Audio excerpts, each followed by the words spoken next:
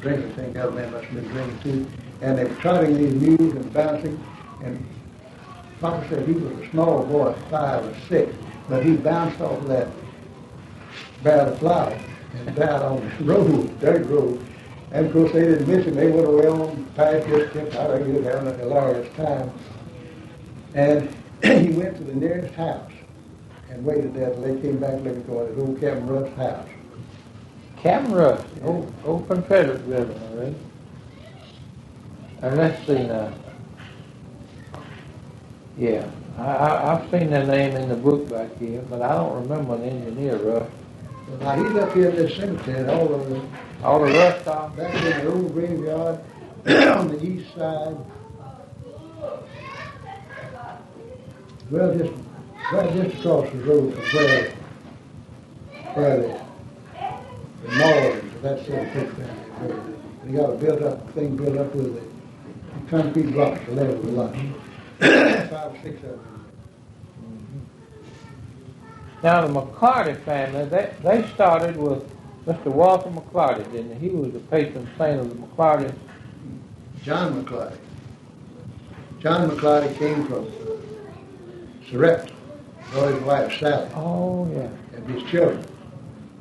Mr. Harris said they didn't come till, I believe on that thing I said 78. They came in 78. The old man did, but he didn't move his family to 79 because the yellow fever hit. Yeah. In 78.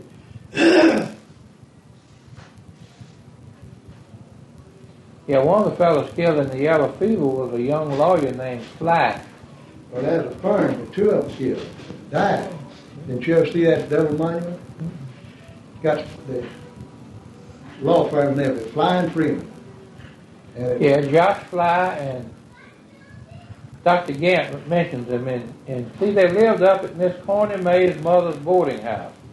Dr. Gant lived there. Well, now, wait a minute. Dr. Gant might have, but the one in reason for these men to live in that, Judge Fly was this boy's dad. He lived out here at the Vandenberg place. Oh. Now, it was a young lawyer. Hartwell Freeman and Josh Fly. And one of them took the yellow fever, and the other one nursed him, and they both died of it. Some young man living across the hall or right there with Gant takes the yellow fever and dies. And I think is that Mr. Jackson? I think he was a young lawyer. He might have been a lawyer, but his name was Jackson. Well, Bob Boyd said in Miss Corner's sweetheart. And he's buried as an offset in that maze lot, and she buried what she thought was the edge of the lot. But when she went to put the enclosure, she would have to put it out in the driveway. So they just left him out. He's on that blacktop there. Oh, really? He was Judge Jackson's son of McLarty, Miss Corner said. But Gant says that several young men were rooming at this boarding house about 3/4 of a mile from the main street in Water Valley. And he walked home, and when he got there,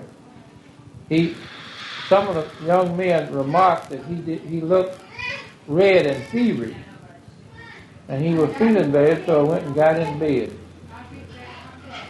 And he's the only one I ever heard of dying at Miss May. Now, Ma Pate died at Miss Lynn Brown's mother's home. And now Bob Pate's brothers. Hey. Is that why thank you. You got a different drink, haven't you? I can do it. She can drink and eat more than any little girl you ever saw. I'll keep her well, keep her healthy. As long as she can eat and digest, well, she's doing fine. You know, that yellow fever was terrible. People today have got no conception, Fred, of what a horrible time that was. They after they'd be sick, and this blood would drain into the stomach, and then they would vomit called a black vomit, and they wasn't here for many hours after that. Once that started, that was about it. And Gant tells about this feeling of he didn't care.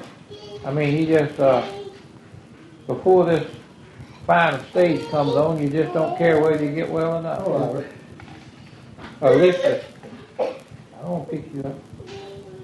I won't pick you up. What happened to your It eye? was so rough until it got to that stage. Bruce, I better go. It's going to be y'all summertime pretty soon. Oh, we don't have to milk or anything. You know, back when you used to visit people, you say, well, gotta go milk. Have to go milk.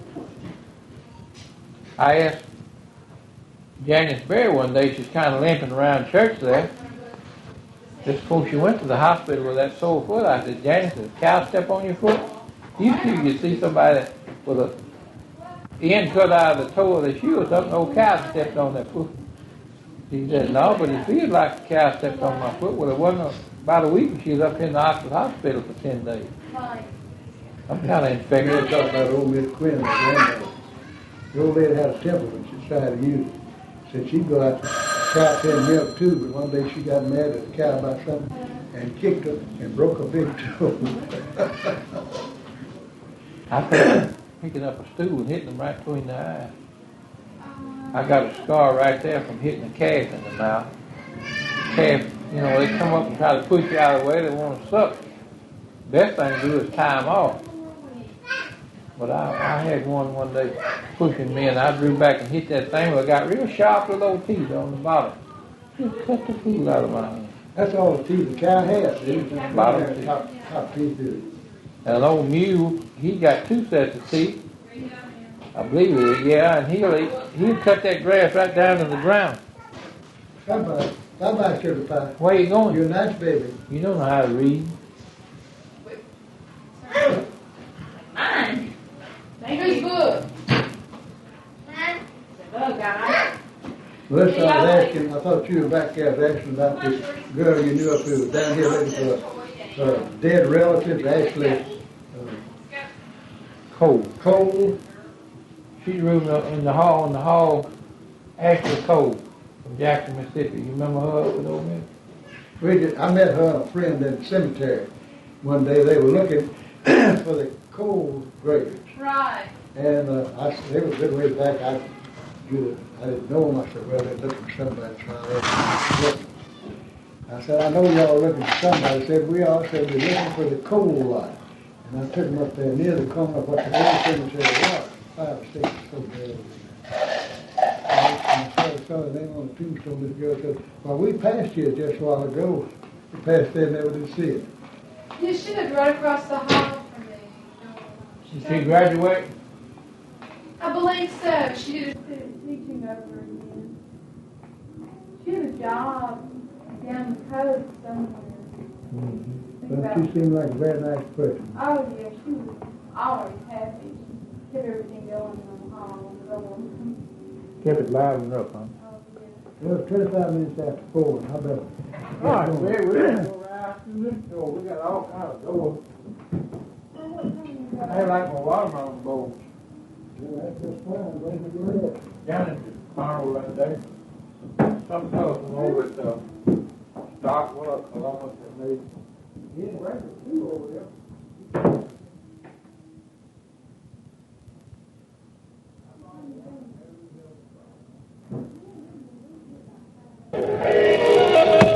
The Catholic Church is in the red.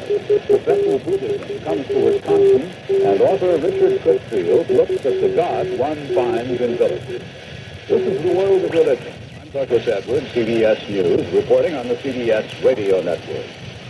The National Catholic Reporter, an independent weekly newspaper, ran an interview this week with a woman who says she's been serving as a Roman Catholic priest on the East Coast, celebrating Mass, among other priestly duties. Although women are not ordained by the church, she says she has the ordination of her community, including one regularly ordained priest.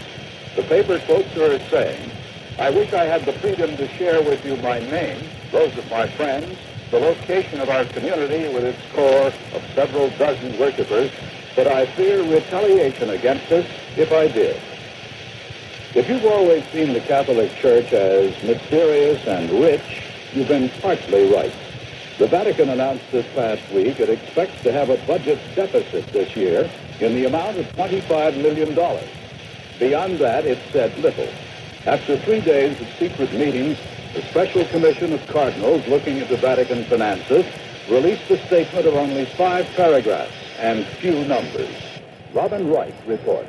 Little is known about the Vatican's complex and secretive finances, except that they are in trouble. In an attempt to come to grips with the increasingly ominous economic situation, Pope John Paul named 15 cardinals to a commission to find solutions urgently. Agostino Cardinal Casaroli will preside, but the rest of the members are all non-Italians, including 2 from the United States, a fact that has led Italian papers to speculate that the Pope wants to take control of the Holy See's financial affairs away from the Italian-dominated Curia or Vatican cabinet. The Vatican's troubles first came to light in 1974, when the banking empire of Sicilian financier Michele Sindona collapsed. Sindona had been a key advisor to the Vatican. One of his banks, the Franklin National in the United States, collapsed, and Sindona is now serving a 25-year sentence for fraud.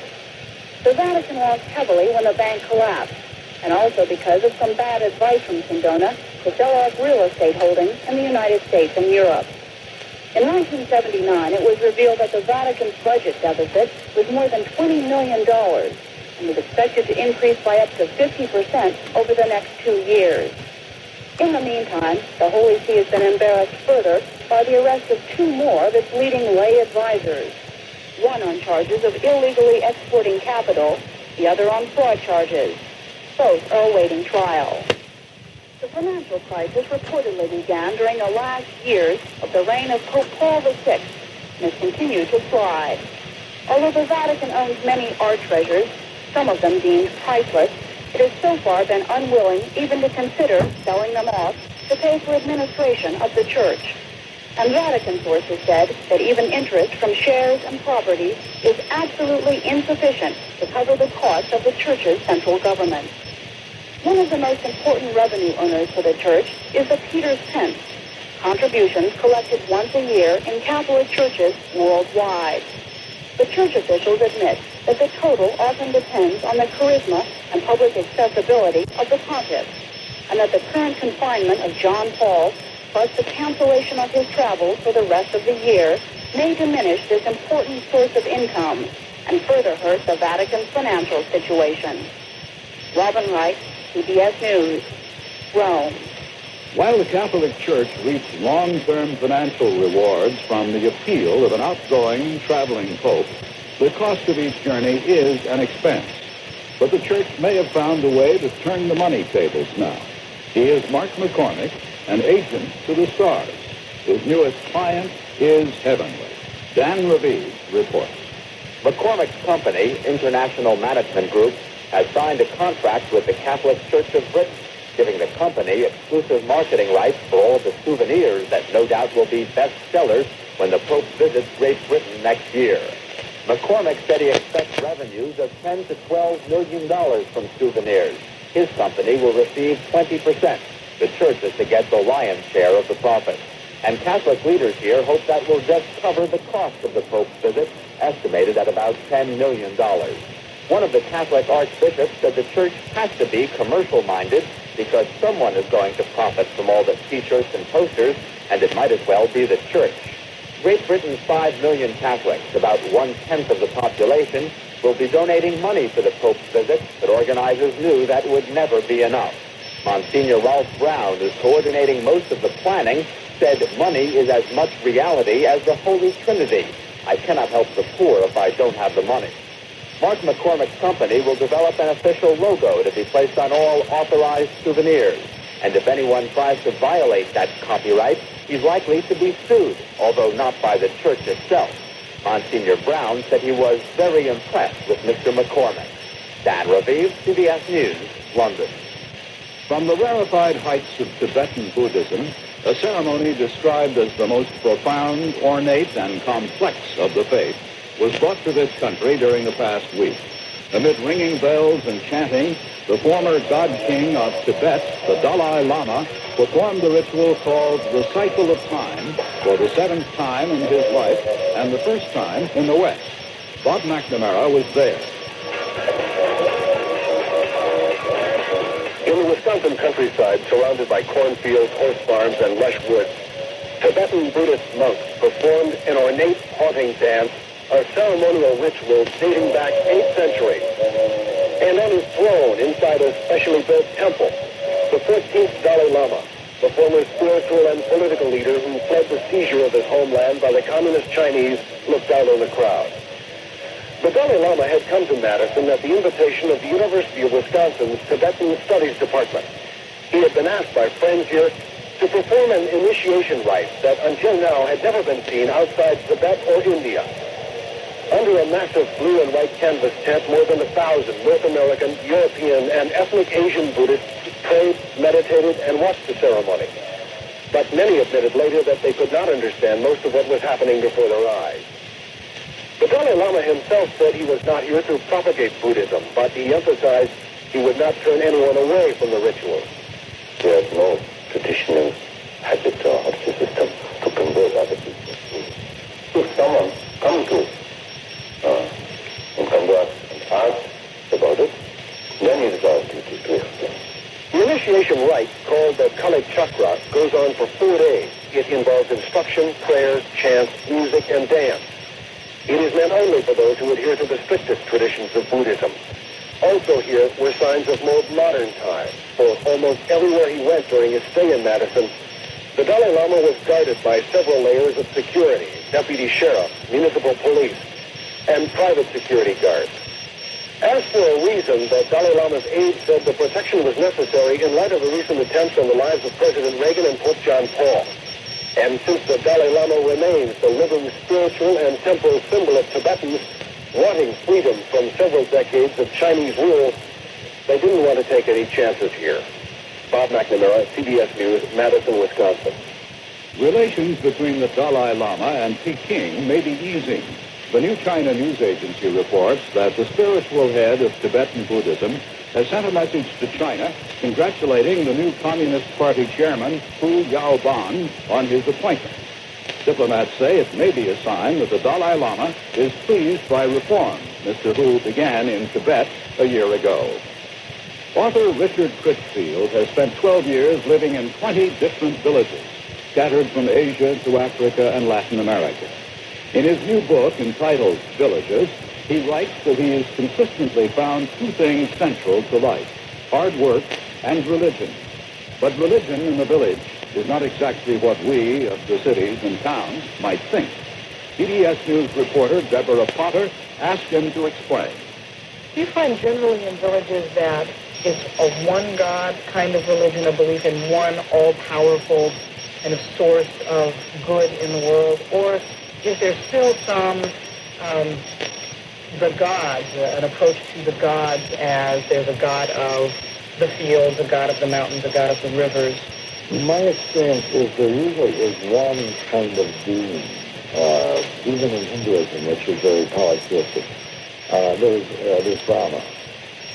There's one kind of being, but then within this magic sort of quality of those religions, God is very supremely powerful and remote, and they want a little more friendly, cozier kind of people that can help them. So, for instance, in the Latin American Roman Catholic society, usually some saint is more important, and usually a statue of that saint is right in the door. No matter how poor the house is, it'll be right in the door of the house when you come in. So they've adopted the figures of Roman Catholicism to the substance of an earlier kind of religion. It's idolatry, really. You also have, in the Muslim world, in Islam, of course, you can't have priests or saints or whatever, but you do.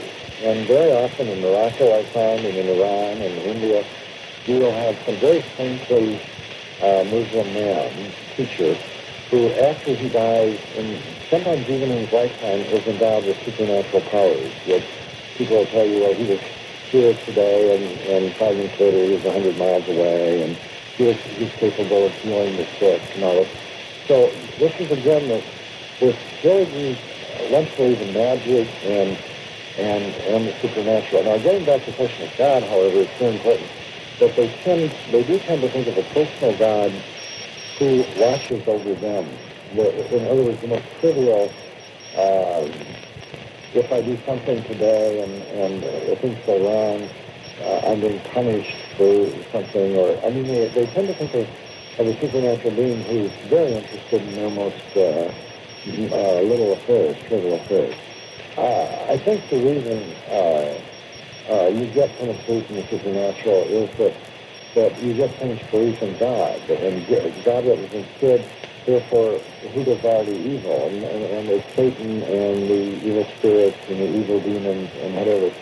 So say if a person acts irrationally or whatever, it's very easy to say they're possessed by a demon.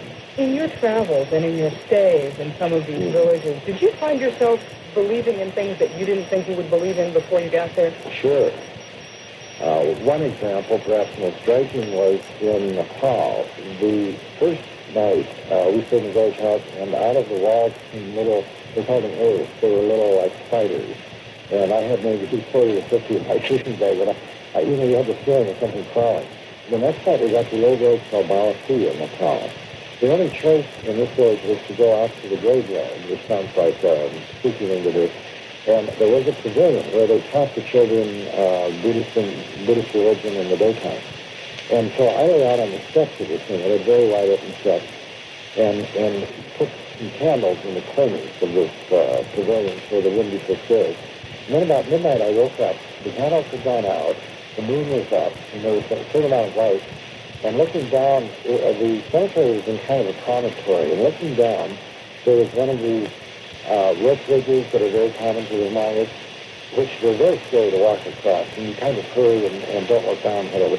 But here, in the middle of the night, a man was standing on it, and as I watched him, he came across the bridge, joined me, and walked up the hill, and we got quite close. He looked Tibetan, and he was weeping, and I asked him what was wrong, and he turned and went away. So the next morning, because the villages in place were clad in little loincloths and leather jackets and stuff, the village, he was kind of in a white outfit, cloth. So I asked the villagers, who was this? And they were very excited. And what it turned out was that a Tibetan merchant had been crossing this bridge and had fallen off about 3 weeks earlier. And the villagers all claimed that he still was haunting the place. How does the church itself, as an organized religious entity, react to the way its religion is practiced in villages? I think the church long ago adjusted. In other words, in Catholicism, we do have saints. That's a concession to basic present idolatry at some point. In Islam, you make the pilgrimage to Mecca. That did not come out of Islam. That's a very old practice going way back in Arab culture that had to do with supernatural practices. I think there's an adjustment made by the religion. The church is the creature of the city today. Christian church, even Islam and whatever. All the intellectual thought comes out of cities. But all of the origins came out of villages. So there's a great tension that's always existed between these two. Because the urban religion wants an ethical religion, they want importance on one God and whatever. The village wants magic, they want saints, they want idolatry, they want the exorcism of demons. You give any villager his choice. If something happens, say there's something tragic happens, and he has his choice of looking for a rational, logical explanation or a supernatural reason, he will always take the supernatural first. What's the future for villages? Are we eventually going to no longer have this kind of belief, these kinds of religions left in the world? There are two-world societies. All the villages, no matter what their religions, no matter what their cultures, have a lot in common. All the cities of the world have a lot in common. They're all plugged into the same kind of electronic systems, gas, communications, telephones, and whatever. So you really have these two distinctly different kinds of societies. My feeling is the village society is likely to last. In other words, say, what is a village? A village is a community of about 1,000, 1,200 people. There are roughly 2 million villages in the world. About 2/3 to 3/4 of mankind live in them. 3/4 because a lot of villages are in cities, but they're really villages and they're super tight.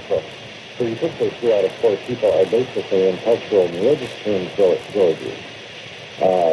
Now, I think that the rest of us, the other fourth of mankind that includes us, is moving away from nature, from the work ethic. When you move away from nature and get to this extremely complex, sophisticated, advanced society that we are, technologically advanced, we're very far away from nature. We're given a new kind of freedom. We are given the freedom of individual choice about what kind of lives we're going to live. And this tends to move us away both from religion and away from these basic ethics. Now, the question I would ask is, we're embarked on a social experiment that's never been tried in the history of the world before, or not in such an enduring way. Where will this take us? I don't know. Because I think villages live in villages as, say, according to the basic laws of nature, like bees live in beehives and ants and ant hills. We're leaving that. Now, where will that take us? Who knows? From your point of view, this question was phrased backwards. It should not have been, will villages survive, but will the cities survive? Will the cities survive? Yes. I would guess you, except neither of us will be around to know probably, that the Muslim villages of Afghanistan will be there very much as they are today, long after the Soviet Union has gone the way of the Austro-Hungarian Empire and has left the map. Villages are totally resilient, and because they're so close to nature, because their culture and way of life is very attuned to nature, they have tremendous survival capacity. Two of the villages I lived in have been continuously inhabited by about 1,500 people for 6,000 years. There's no city or state or even civilization that has set that record. It's amazing. Richard Critchfield, Director of Villages. Thank you. Jehovah's Witnesses, perhaps best known for their doorstep and street corner spreading of the faith, will be gathering in a series of conventions this summer. Among the issues they'll consider, how to stay the way they are. Ann Keith at CBS station KMOX reports from St. Louis. More than 1 million persons are expected to attend 100 Jehovah's Witnesses conventions this summer. Like most religions, Jehovah's Witnesses are fighting the times, keeping strict religious guidelines in an era of changing morals. Jehovah's Witnesses practice conservative religion. Some have even labeled them religious fanatics. Church elder Bob McLarty of New York says that fanatic label is a result of Jehovah's Witnesses' dedication. Preaching the Bible or living it is not a weekend project. It's got to be reflected in your daily life. And there are less divorces, far less divorces among Jehovah's Witnesses. We have less problems with delinquency, far less problems with drugs, far less problems with unwanted pregnancies, or any of the bad effects of following the morals of the system. Jehovah's Witnesses follow strict biblical interpretation. The group prescribes specific roles for men, women, and children. As in many conservative religions, some followers have left the faith because of those strict interpretations. I would suppose you would view it then, to use your word, quote, strict. Elder Howard Baker from the St. Louis area. We view the Bible. In fact, one of our talks at the Series of Assemblies is on loyalty to God's Word. That we view the Bible as the inspired Word of God. And that we want to pattern not only doctrine but our lives after that. And so, unchanged by social pressures, we view the Bible, as I said, our full guide. That strict view of the Bible is causing concern for some, especially women. Today's changing society provides new roles for women, but Jehovah's Witness Ron Miller from the St. Louis area says that women must look to the Bible for guidance. God has set the arrangement in the family that the man should be the head of the house. It says he should be the head of the house as the Christ is the head of the congregation. And then it says as God is the head of the Christ. So consequently, that's a scriptural arrangement. That's what we follow. Now, that doesn't make a man a dictator, because the Bible says that he should preside over his household in the same way that Jesus presided over the congregation, in a manner of love. Jehovah's Witnesses often worship at church 5 times a week, and once a year they meet in regional conventions. The group has more than 43,000 congregations in 216 countries. This year's Easter Memorial Service drew more than 5.5 million worshipers. Despite changes in today's society, Jehovah's Witnesses plan to stick to their strict biblical interpretation. Ann Keith for CBS News, St. Louis. The noise of the wrecking crew has silenced the church bells in a neighborhood in Detroit. Stained glass crashed to the ground along with the spirit of a small parish. Steve Still of CBS affiliate WWJ reports. The people who worshipped at Detroit's Immaculate Conception Church fought for more than a year to save the structure, but it took just one day for a wrecker's ball to reduce it to a pile of rubble. The church was located in a Detroit neighborhood called Poletown, a neighborhood condemned by the city to make room for a massive new General Motors assembly plant. For the Catholics at Poletown, many of them elderly and with long ties to the neighborhood, it was difficult. Especially so when John Cardinal Dearden, former Archbishop of Detroit, refused to help, and in fact sold the church to the city, paving the way for the wrecker's ball to swing. Some parishioners wouldn't give up, occupying the church for 28 days before police removed them forcibly. Demolition of the building began the same day as the faithful watched. You know, you got ties. I'm 40 years old, and I belonged to St. John's before and that, but the thing about it is, know people that lived there all these years, and some of these people are in their 80s and 90s, and then all of a sudden they just get kicked out on the street, you know. And the sad thing is when a lot of these people, that they've passed away because of it. That's the sad thing. And I don't know, it's just part of my heart. Every time I come through, part of me dies. And what goes through your mind when you see that wrecker's ball hitting the front of the church? Well, I'll tell you, it's like a nightmare to me.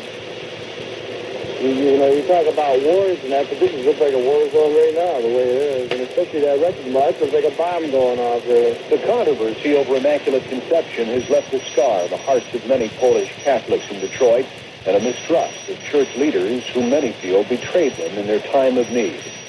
Steve Still for CBS News, Detroit. And that's our report for this week.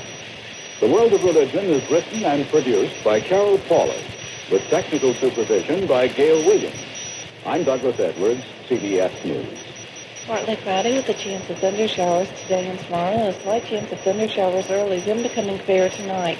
Today's high 96, overnight low tonight 78. It's clear and 81 degrees on AM 60 WREC. It's 6:30. I read in a church bulletin one time that everyone loves winners, but God loves sinners. I suppose it would be fair to say that God loves sinners not because of the sin in them, but because of the grace in him. And the strange thing is that because of his grace, all of us sinners can become winners. At least, that is what St. Paul contends. And that is why he could speak of himself as the chief of sinners in one breath, and then in the next, thank God for the victory which he had in Jesus Christ. More in a few moments about how we can get out of the loser syndrome and into the winner column.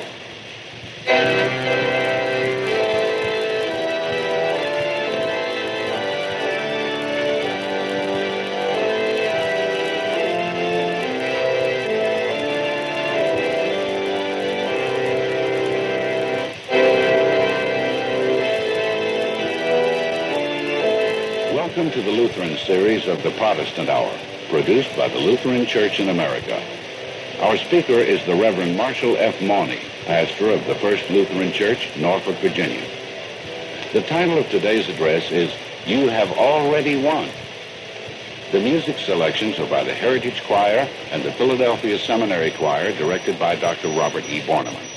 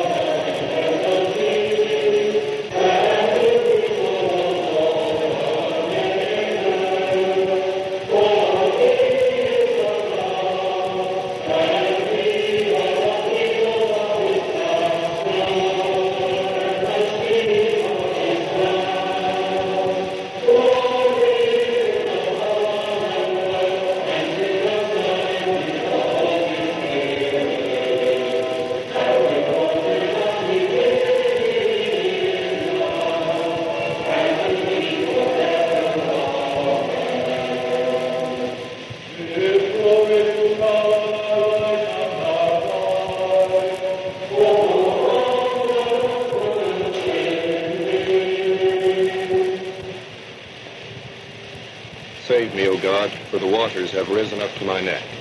I am sinking in deep mire, and there is no firm ground for my feet. I have come into deep waters, and the torrent washes over me. I have grown weary with my cry. My throat is inflamed. My eyes have failed from looking for my God. Those who hate me without a cause are more than the hairs of my head. My lying foes who would destroy me are mighty. Must I then give back what I never stole? O God, you know my foolishness, and my faults are not hidden from you. Let not those who hope in you be put to shame through me, Lord God of hosts. Let not those who seek you be disgraced because of me, O God of Israel.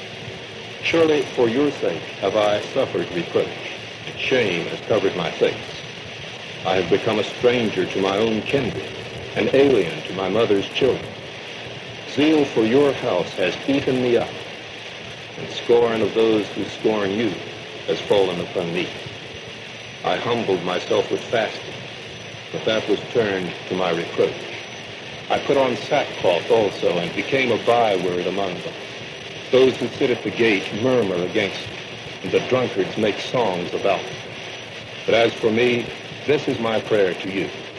At the time you have set, O Lord, in your great mercy, O God, answer me with your unfailing help.